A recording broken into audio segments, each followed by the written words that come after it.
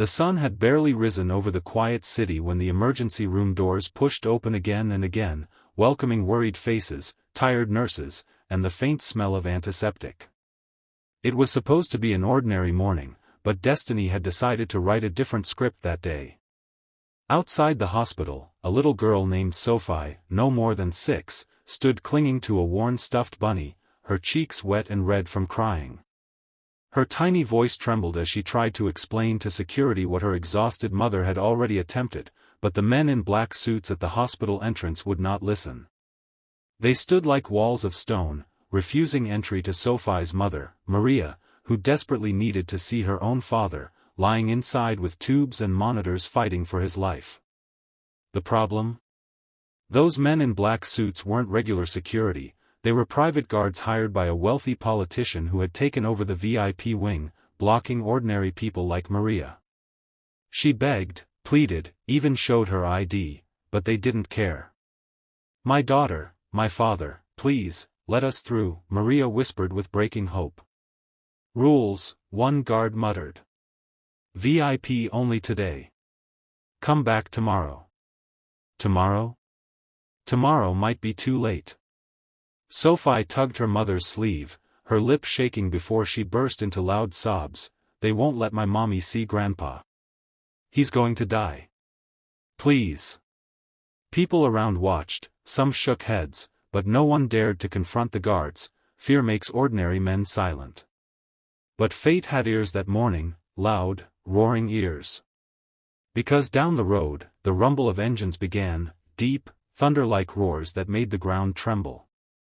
Helmets glimmered in the morning light like steel crowns as a row of motorcycles arrived, their presence commanding attention.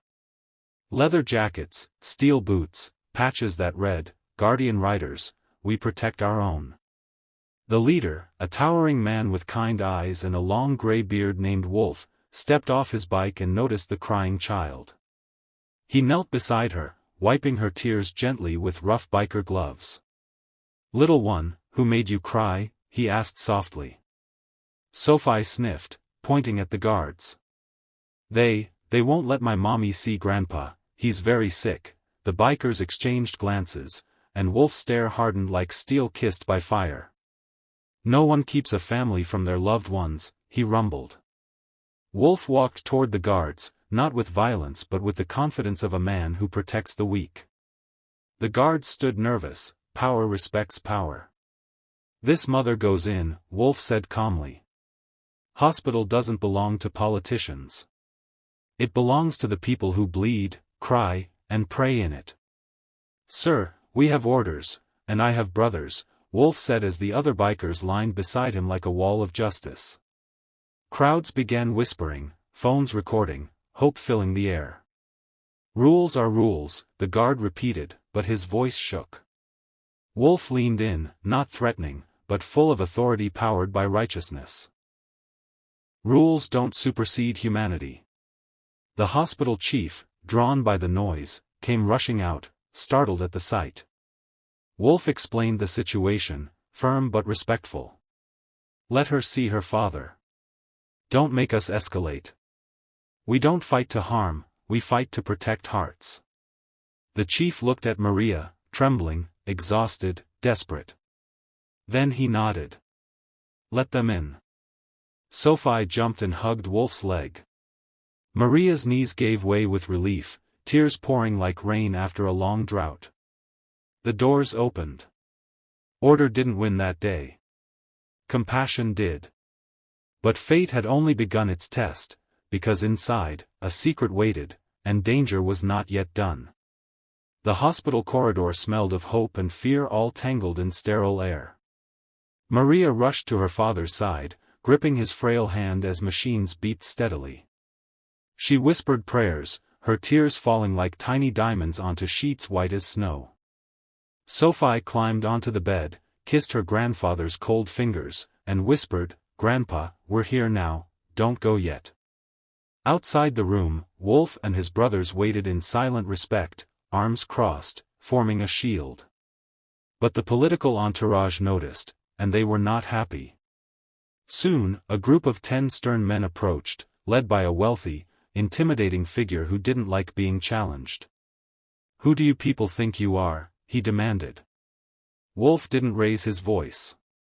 "We're the ones standing where humanity should have stood." The man scoffed. "This is a VIP medical wing. They don't belong here." Wolf looked him dead in the eye. "Everyone belongs where love tries to save a life." Anger flared. "Move them out," the official ordered. But before guards could act, families nearby, who had also been denied entry earlier, stood up too. Inspired.